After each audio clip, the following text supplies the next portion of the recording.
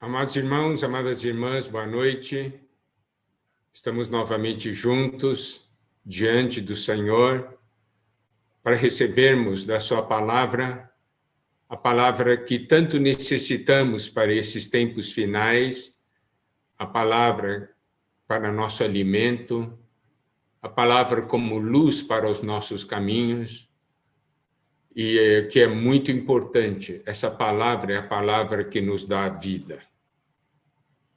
Hoje, nós vamos ver uma porção muito importante que está em 2 Timóteo, capítulo 3, versículos 1 a 9. O título dessa mensagem é Alerta, Perigo, Foge. Porque isso é o que essa porção da palavra nos revela.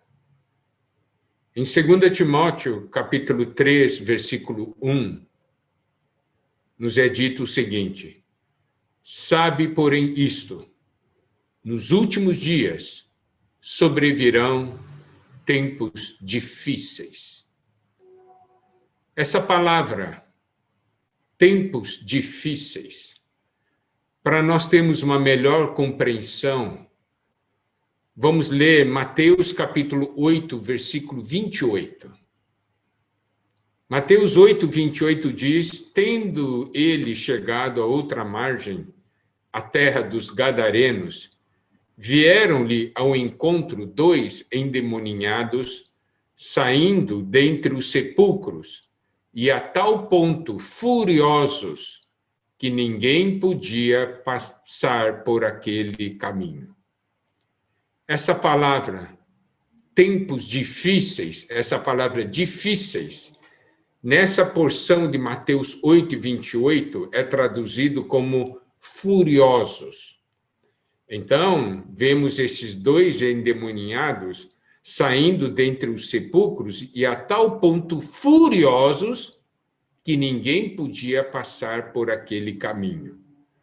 Se nós formos para o dicionário grego, nós veremos que essa palavra, traduzido por difíceis, tem esse outros significados.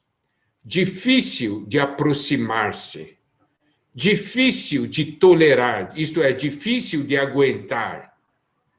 O outro significado é preocupante. Então, nós podemos ver tempos difíceis de se aproximar ou de passar. Tempos difíceis de tolerar, difíceis de aguentar. Tempos preocupantes, tempos perigosos, tempos duros, tempos ferozes, tempos selvagens. Então, nós podemos ver que a palavra de Deus descreve esses tempos finais com esses adjetivos: tempos difíceis, tempos furiosos, selvagens, difíceis de suportar. E o que é de causar espanto é que o versículo 2 continua dizendo, pois, e aí ele não fala aqui de calamidades, tempos difíceis por causa de terremotos, por causa de secas, por causa de guerras, coisas assim, não. Ele diz tempos difíceis, pois os homens serão. Daí ele descreve como os homens serão. Então, o perigo dessa época não está na guerra, na fome, na doença, está no próprio homem. Está nos caminhos que o homem escolheu. Está nas dificuldades criadas pelo próprio homem. Nós podemos ver, então, aqui retratado o homem cairá a tal ponto que toda a situação será uma situação muito difícil. E ainda mais, quando descreve tais homens, ele não se refere somente a incrédulos, ele também se refere a cristãos. Por quê? Porque no versículo 5 ele fala daqueles que têm a forma da piedade.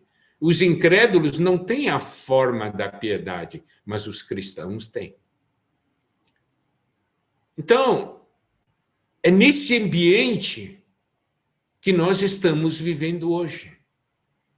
E nós devemos perceber o perigo de nós vivemos em tal ambiente se nós não estivermos preparados. Por quê? Porque nós seremos influenciados. Por todo esse ambiente, seremos influenciados por tais pessoas. E essas coisas entrando em nós, entrarão em nossas casas, entrarão em nosso relacionamento. Nós vamos ver agora a condição do homem. A mensagem de hoje é uma mensagem difícil, porque nós vamos ver a que ponto o homem caiu. E nós vamos ver o que o inimigo hoje está fazendo com o homem, tornando esses tempos difíceis. Então, no versículo 2 diz, pois os homens serão, daí o primeiro item que ele fala é egoístas. Preste atenção, esse é o primeiro item. Isso quer dizer o quê? Esse é um item que toma liderança, que está na frente e que faz com que surjam os outros demais itens. E qual é esse primeiro item? Os homens serão egoístas, isto é, eles amarão a si mesmos. A si mesmos. O amor a si mesmo, um amor egoísta, isso vai tomar conta do homem. E os homens serão encorajados a fazer isso. Tanto que você pode ver isso hoje na sociedade. Eles fomentam as minorias. Para quê? Para que procurem derrubar a maioria por causa das suas próprias posições. As posições que eram consideradas erradas, hoje são defendidas. Por quê? Porque os homens serão egoístas, amarão a si mesmos. E eles vão falar que amar a si mesmo é importante. Claro, a Bíblia diz que devemos amar o próximo como a nós mesmos, certo? Mas preste atenção. E nós precisamos ver que o Senhor nos ama. O que é amar a si mesmo? Nós devemos amar uns aos outros como Deus nos ama. Então, isso aqui é o que a palavra de Deus nos diz. Eu devo amar a mim como Deus me ama. Eu não devo amar a mim mesmo como o mundo quer ensinar que eu ame a mim mesmo. Porque daí eu me torno o centro do mundo. E quando eu me torno o centro do mundo, eu considero todos um grande problema. E eu procuro derrubar e eliminar os outros. Romanos, capítulo 12, versículo 3 diz, porque pela graça que me foi dada, digo a cada um dentre vós que não pense de si mesmo além do que convém. Antes, pense com moderação, segundo a medida da fé que Deus repartiu a cada um. Eu não devo pensar de mim mesmo além do que convém. Por quê? Porque eu não sou o centro do universo. Você é? Agora, se nós vivemos, cada um de nós vive como se ele fosse o centro do universo, viveríamos todos os dias brigando um com o outro, um procurando eliminar o outro. Isto é pensar de si mesmo além do que convém. A palavra de Deus diz que nós devemos pensar com moderação, segundo a medida da fé que Deus repartiu a cada um. É claro, nós precisamos saber quem nós somos e como nós somos realmente. Tanto o mal que está em nós, a parte da carne, também a parte espiritual, aquilo que Cristo já fez em nós. Eu não devo considerar que está tudo muito bem em mim. E também não devo considerar que está tudo mal e que não tem nada de bom. Não. Eu tenho meus problemas, minhas fraquezas, mas eu também tenho Cristo dentro de mim. Então, eu devo me amar, mas eu devo me amar como Deus me ama, dentro da sua posição e dentro do valor. Eu devo dar para mim o valor que Deus dá para mim, mas não além disso. Porque quando nós achamos que nós somos o centro do universo, nós queremos que todas as pessoas nos sirvam e façam a nossa própria vontade. E aí cria-se uma base para a queda, para a degradação, para a depravação. E aí também nós causamos mal a outros. Por quê? Porque eu me considero o centro do universo, que todos devem viver para me satisfazer meus caprichos, meus desejos. Se eu me torno o centro do universo, qual é o lugar de Deus? Então, quando aqui fala os homens serão egoístas, quer dizer que os homens vão se considerar o centro do universo, tirando Deus. E é por isso que isso é muito perigoso. Quando eu tiro Deus da minha vida, toda espécie de coisas ruins começam a se manifestar em mim.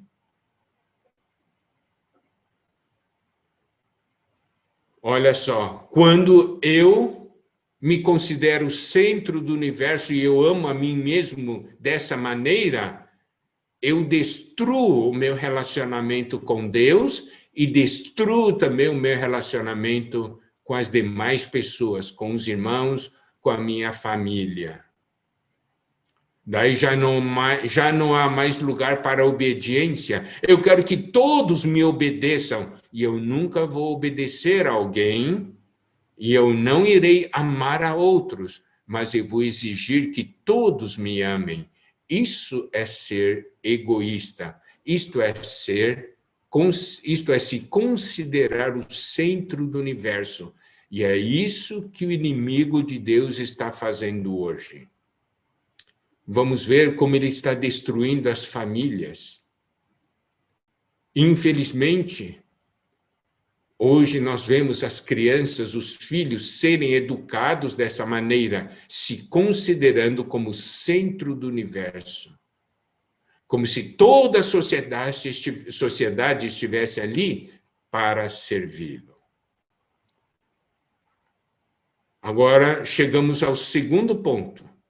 Primeiro ponto é os homens serão egoístas. Segundo ponto, os homens serão avarentos. Isto é, aqueles que amam o dinheiro. Dinheiro é bom? É bom. Nós precisamos. Mas 1 Timóteo, capítulo 6, versículo 10, diz: porque o amor do dinheiro é a raiz de todos os males. E alguns nessa cobiça se desviaram da fé e a si mesmos se atormentaram com muitas dores. Por quê? Porque o dinheiro dá uma falsa sensação de poder e de segurança.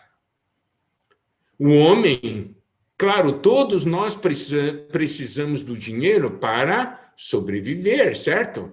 Precisamos para comprar nossas roupas, a comida. Mas quando eu amo dinheiro, eu coloco o dinheiro como a coisa mais importante da minha vida. E aí a minha família já não é importante, Deus já não é importante e o dinheiro toma o lugar de Deus. Por isso que a palavra de Deus diz: não podeis servir a Deus e as riquezas. Deus, nosso Deus, é o Deus que tudo pode. Mas quando alguém tem muito dinheiro, ele tem a falsa sensação de que ele tudo pode, que ele tem poder na mão, que o dinheiro pode comprar tudo. E quando você ama o dinheiro, e coloca o dinheiro acima de tudo, você acaba perdendo os valores, verdadeiros valores espirituais e humanos, e você acaba perdendo também a sua família, seus amigos. Mas o que é mais terrível é que esse amor ao dinheiro nos desvia da fé.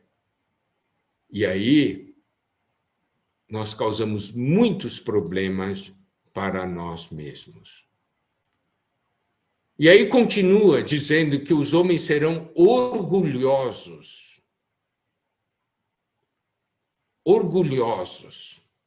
arrogantes e serão blasfemadores.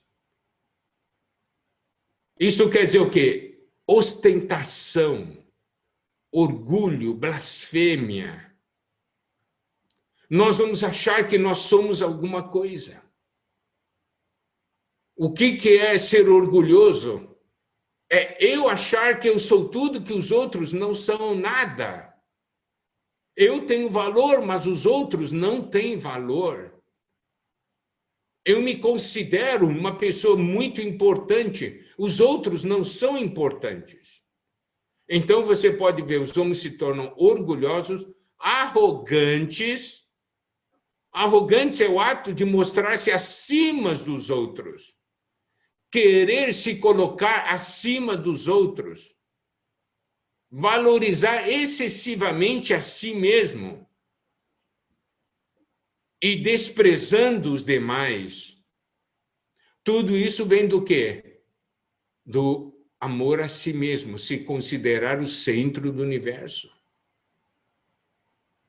E aqui fala também, serão blasfemadores. Fala mal dos outros. Por quê? Porque só eu presto, ninguém mais presta. Quando eu olho para os outros, só vejo defeito nos outros, mas quando eu olho para mim mesmo, eu só vejo virtudes em mim.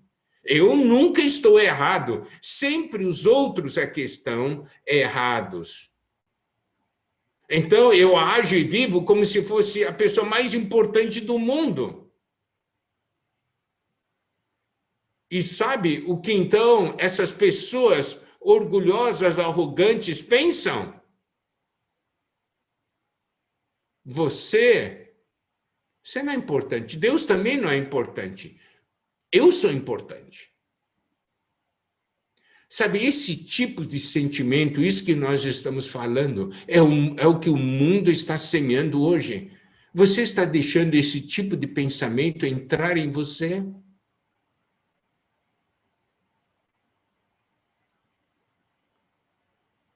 É isso que o mundo cultiva hoje.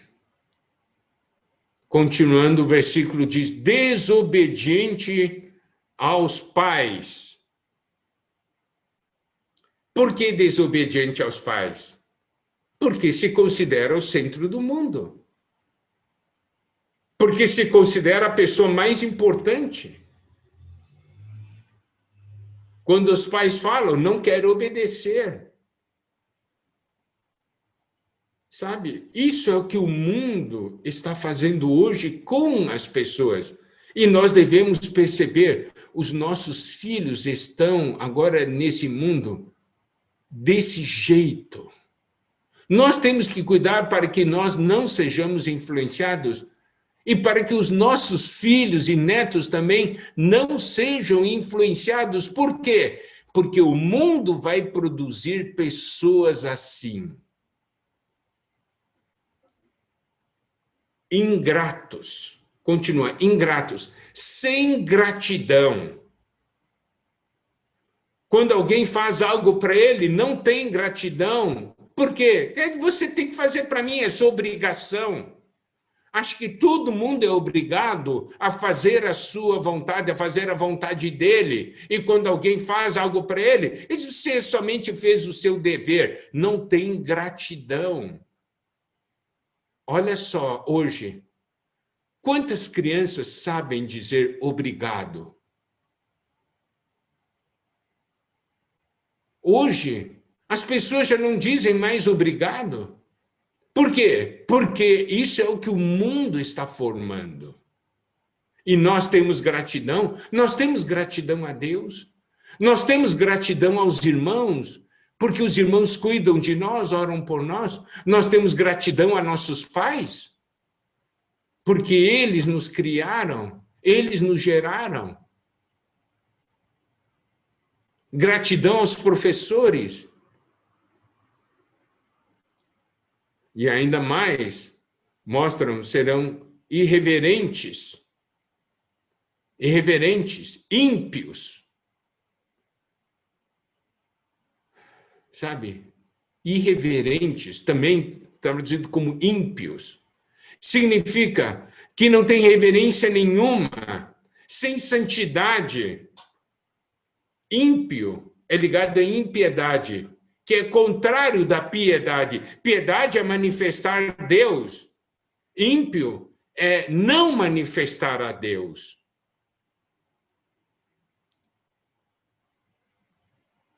Isso é algo terrível, mas nós estamos vivendo num mundo assim. Querendo ou não, isso está ao nosso redor. Por isso, nós precisamos ser guardados no Senhor e na sua palavra. Senão essas coisas penetrarão em nós. No versículo 3, daí continua dizendo, desafeiçoados, ou sem afeição natural. Algumas traduções que são mais explicativas dizem sem amor familiar. Foram criados não conhecendo o que é o amor familiar, o que é a afeição que deve haver um pelo outro.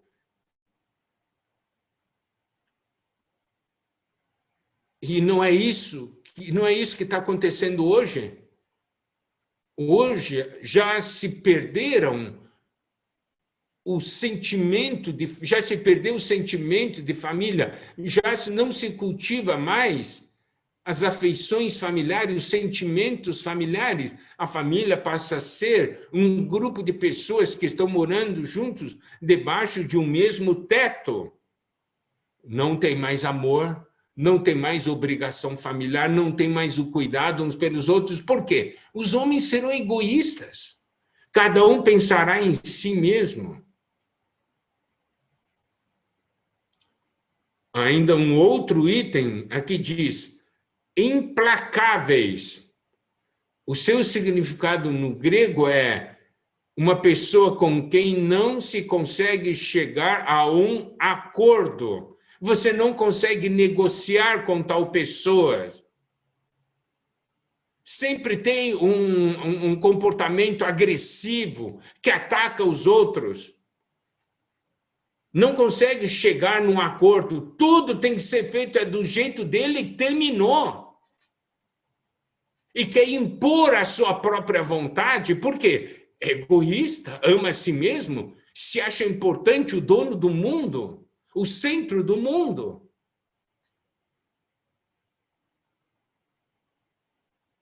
Não se consegue chegar num acordo com ele. Os homens também serão, aqui diz, caluniadores. Vão mentir a respeito dos outros. Olha, o que é terrível é o que nós estamos vendo hoje na televisão, nas coisas. Olha os políticos, olha as lideranças, um falando mal do outro, criando fake news. E isso é cultivado, isso é o quê? É promovido. Hoje, se você não faz isso, você é bobo. essa maneira como o mundo vê. Mentir está na pauta. Nós podemos ver até os juízes sendo assim. Não é terrível? E ainda mais fala, sem domínio de si, não tem domínio próprio. Qualquer coisa já fica bravo, não tem domínio próprio. Por quê? Porque isso foi cultivado em todos os aspectos, principalmente na parte do pecado, nos vícios. O homem está sem controle.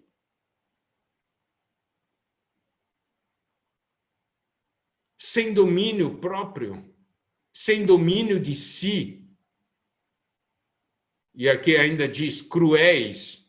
Isto quer dizer selvagens, ferozes, brutos. Maneira de tratar as outras pessoas, bruta. Bé, bé. Isso está ligado a não ter domínio de si. E ainda mais fala inimigos do bem. Inimigos do bem. Por quê? Porque esse é o curso do mundo, é contra Deus.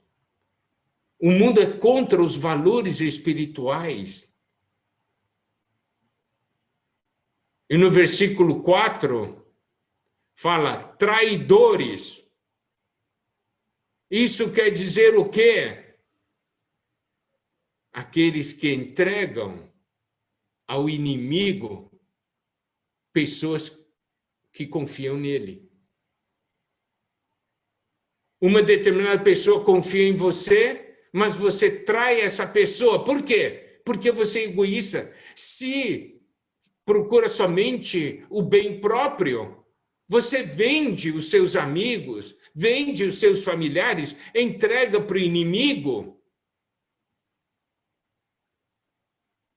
E o que é pior hoje, nessa questão de traidores, é o quê? Você leva as pessoas que estão ao seu lado para serem entregues a Satanás, levando-os a pecar, entregando essas pessoas que confiam em você para o inimigo de Deus.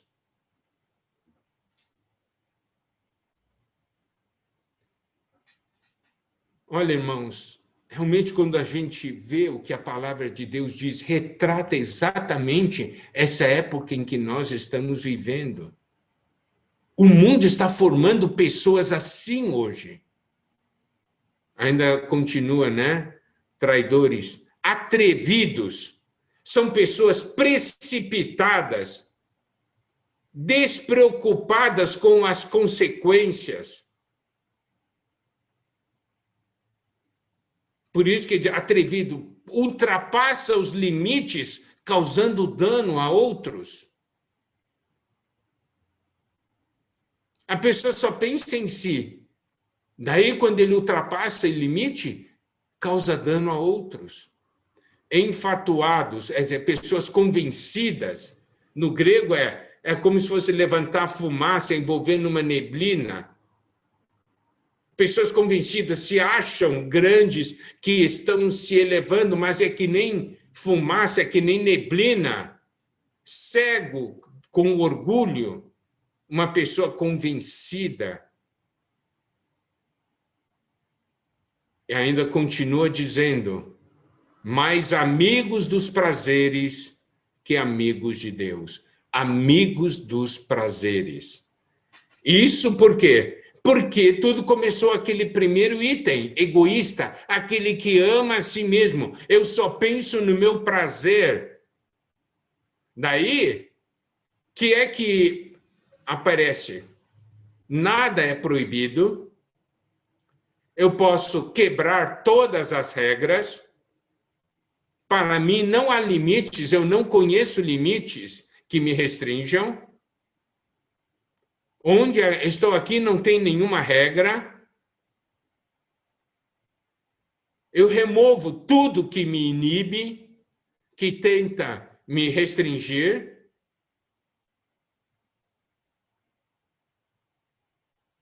Eu busco somente o prazer. No fundo, é o seguinte: você faz as suas próprias regras. Você não responde a ninguém. Por quê? Porque tudo que importa é você mesmo. Seu universo gira em torno de você.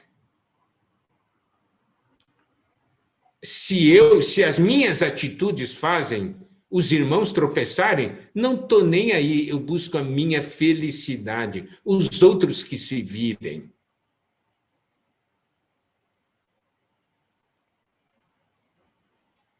Aqui diz, mais amigos dos prazeres que amigos de Deus.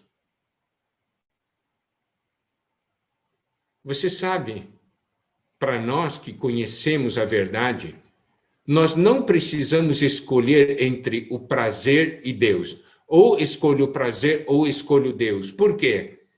Porque ao escolher Deus, servir a Deus é o verdadeiro prazer. Não é? É o prazer que dura. Não é o prazer do mundo, o prazer do pecado que passa e depois causa remorso, acusação na consciência. Então eu não tenho que escolher entre o prazer e Deus. Escolher Deus já é escolher o prazer. Mas eu não escolho o prazer, eu escolho Deus. Salmo 16:11 diz: Tu me farás ver os caminhos da vida, na tua presença a plenitude de alegria, na tua destra delícias perpetuamente. Olha que versículo maravilhoso. Tu me farás ver os caminhos da vida. Na tua presença, a plenitude de alegria. Na tua destra, delícias perpetuamente. Então, nós podemos ver, nosso prazer está em Deus, mas há pessoas que escolhem o prazer do mundo e rejeitam a Deus. Ama mais o prazer do que a Deus. Por quê? Porque, na verdade, nunca experimentou Deus. Viver para Deus realmente nos dá prazer. Mas nós só experimentamos o prazer de Deus quando estamos dispostos a abandonar os prazeres do mundo. Porque os prazeres com Deus estão num outro nível. Agora nós chegamos no versículo 5, que é o ponto mais perigoso. Porque aqui diz, os homens terão forma de piedade, negando-lhe, entretanto, o poder. Isso quer dizer, quais são as pessoas mais perigosas? São aqueles que exteriormente apresentam algo, mas interiormente não tem nada. Aqui mostra aqueles que têm a forma da piedade, mas não têm o poder da piedade. Isso quer dizer, aparentemente eles expressam Deus, mas não tem poder de Deus neles. Por quê? Porque só tem a casca. E aí Paulo diz, foge também destes. Porque esses são os mais perigosos. São os que aparentemente estão bem, mas por dentro influenciam os demais a viver uma vida dupla. Porque querem as duas coisas.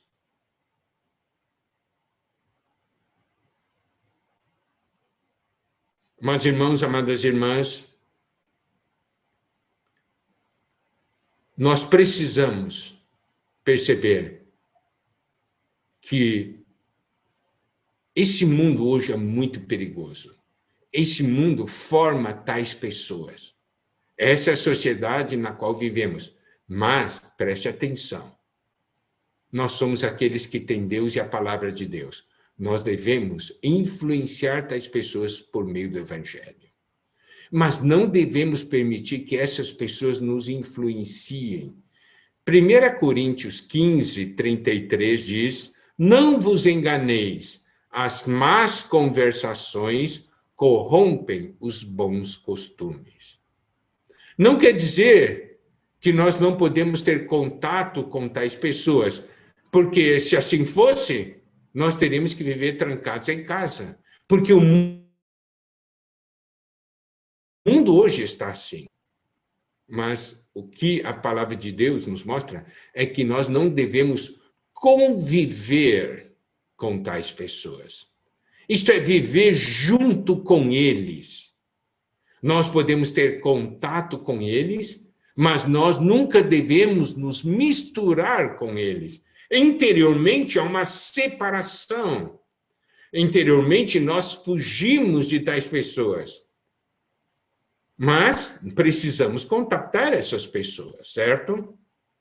Mas as más conversações corrompem os bons costumes.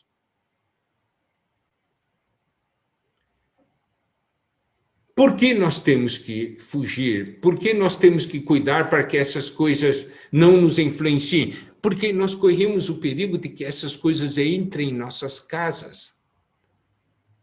Nós podemos ver no versículo 6, que diz o seguinte: pois entre essas pessoas descritas anteriormente, entre estes se encontram os que penetram sorrateiramente nas casas e que conseguem cativar mulherinhas sobrecarregadas de pecados, conduzidas de várias paixões. Aqui, amados irmãos, amadas irmãs, eu quero fazer uma aplicação. Paulo falou dessa maneira, mas aqui existe um princípio espiritual. Paulo aqui, aparentemente, está falando das pessoas que entram em casas, se infiltram nas casas, né? E aí procuram seduzir as mulheres. Mas o alcance desse versículo é muito maior. Olha só, esse versículo diz: pois entre estes se encontram os que penetram sorrateiramente nas casas. Há outras traduções que dizem os que se infiltram nas casas, entram de uma maneira escondida. Então, Paulo está falando o seguinte: essa influência entra de uma maneira escondida, você nem percebe. É uma influência que se infiltra na sua casa e consegue cativar as mulherinhas. A mulher é considerada a parte mais fraca. Então, isso quer dizer o quê? Que essas coisas entram na casa sem a gente perceber e conseguem cativar aqueles que são mais fracos espiritualmente. E aí, esses que são mais fracos acabam se tornando como eles. Os irmãos estão compreendendo o significado desse versículo? Por isso nós temos que cuidar de nossas casas. Impedir que essas coisas se infiltrem, penetrem sorrateiramente, sem você perceber. E essas coisas, quando penetram as nossas casas, os primeiros que serão atingidos serão aqueles mais fracos espiritualmente, aqueles que já tinham alguma tendência, aqueles que já tinham um certo amor ao mundo.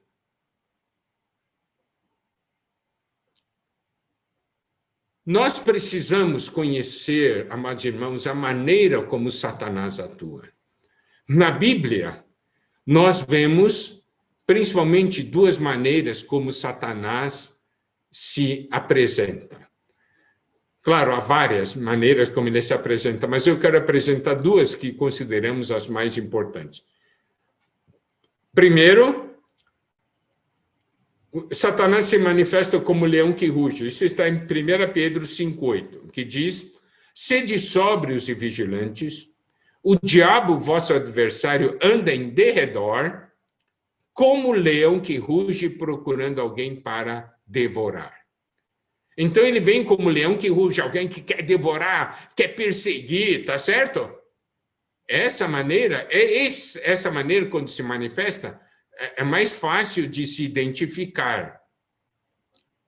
A maneira mais difícil de identificar Satanás foi a maneira com que ele se apresentou em Gênesis 3:1, como serpente. Olha só, Gênesis 3:1 diz, mas a serpente, mais sagaz que todos os animais selváticos que o Senhor tinha feito, disse à mulher, é assim que Deus disse, não comerei de toda a árvore do jardim. Você pode ver que nem a serpente entra assim, ó, pelo chão, sem você perceber. Se um leão entra na sua casa, você percebe, mas cobras entram na sua casa sem você perceber. Quantas vezes já lá na fazenda, né? E mesmo aqui na cidade, pessoas de repente olham, tem uma cobra dentro de casa. Entrou sem ninguém perceber, entra sorrateiramente. E em Isaías 27:1 nos é dito, naquele dia, o Senhor castigará com a sua dura espada grande e forte o dragão, serpente veloz, e o dragão, serpente sinuosa, e matará o monstro que está no mar. Aqui nos mostra várias manifestações de Satanás, mas preste atenção, serpente veloz, serpente sinuosa. Satanás é rápido. Você abriu uma brechinha, já entra. É veloz e é sinuosa. Oh. Ele procura contornar os obstáculos. Você põe um obstáculo e ele procura contornar. É assim que Satanás age, porque quer entrar em sua casa. Não foi um leão que enganou Eva, foi uma serpente. É assim que Satanás se infiltra nas famílias. Uma coisa é você saber que esse mal está presente no mundo. Outra coisa é você permitir que esse mal entre em sua casa.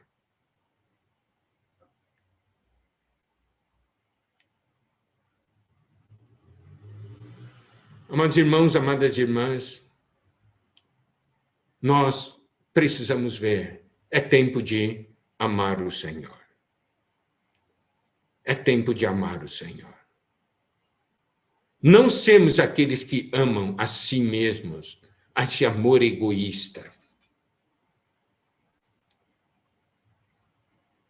Você sabe, essas pessoas, de acordo com o versículo 7, diz que aprendem sempre e jamais podem chegar ao conhecimento da verdade. Nesse mundo, as pessoas estão aprendendo essas coisas, mas nunca vão chegar ao conhecimento da verdade. E o versículo 8 diz, do modo porque Janes e Jambres resistiram a Moisés, também estes resistem à verdade, são homens de todo corrompidos na mente, réprobos, que quer dizer reprovados quanto à fé. Quando aqui fala de Janes e Jambres resistiram a Moisés, estava se referindo àqueles magos do Egito, que fizeram os milagres que Moisés também fez. Só que Moisés fez pelo poder de Deus. Mas aqueles magos do Egito, esses Janes e Jambres, isso os estudiosos da Bíblia dizem, né, que esses Janes e Jambres se referem a esses magos do Egito. Eles fizeram pelo poder das trevas. Não foi mágica assim de entretenimento, foi feito pelo poder das trevas. Moisés fez pelo poder de Deus. Nós precisamos cuidar para nós não sermos enganados. Você vê, quando Moisés e Arão lançaram o bordão, né? Arão lançou seu bordão diante de Faraó, isso está em Êxodo 7, versículos 10 a 12, aquela vara de Arão se tornou numa serpente. O versículo 11 diz, Faraó, porém, mandou vir os sábios e encantadores E eles, os sábios do Egito, fizeram também o mesmo com as suas ciências ocultas. Pois lançaram eles cada um o seu bordão, eles se tornaram em serpentes, mas o bordão de Arão devorou os bordões deles. Mas olha só, esse é o poder das trevas. Procuram nos confundir com sinais. E em Êxodo 7, versículo 17 a 22, quando ali começou a questão das pragas, e aí feriu Moisés, né? Disse para Arão, toma o teu bordão, estende a mão sobre as águas do Egito, sobre os seus rios, sobre os seus canais, sobre as suas lagoas e sobre todos os seus reservatórios, para que se tornem sangue. Haja sangue em toda a terra do Egito, tanto nos vasos de madeira como nos de pedra. Versículo 20, olha só.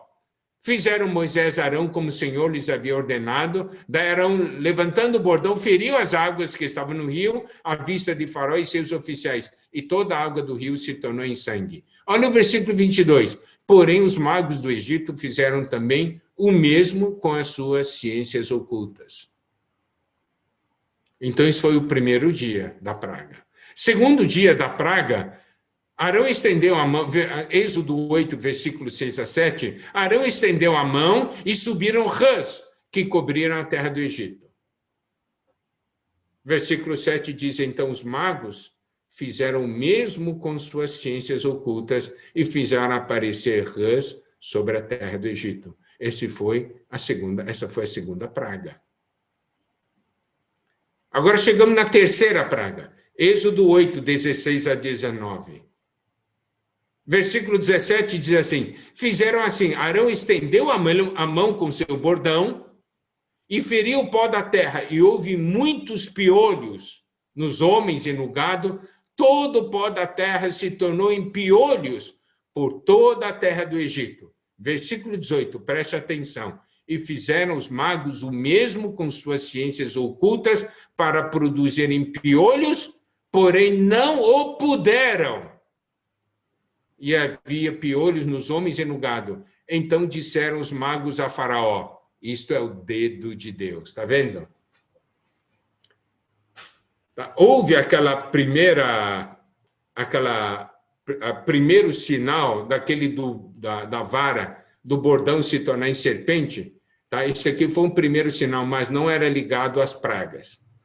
Quando começaram os sinais ligados às pragas, daí fizeram a primeira praga, eles fizeram o mesmo, na segunda fizeram, na terceira não conseguiram. Por quê? Porque está aqui o importante princípio da Bíblia. O terceiro dia é o dia da ressurreição, e só Deus vence a morte. Satanás vai até onde a morte vai. Ele não pode ir além da morte. Nós temos o Senhor, que é a ressurreição. Nós vamos além da morte.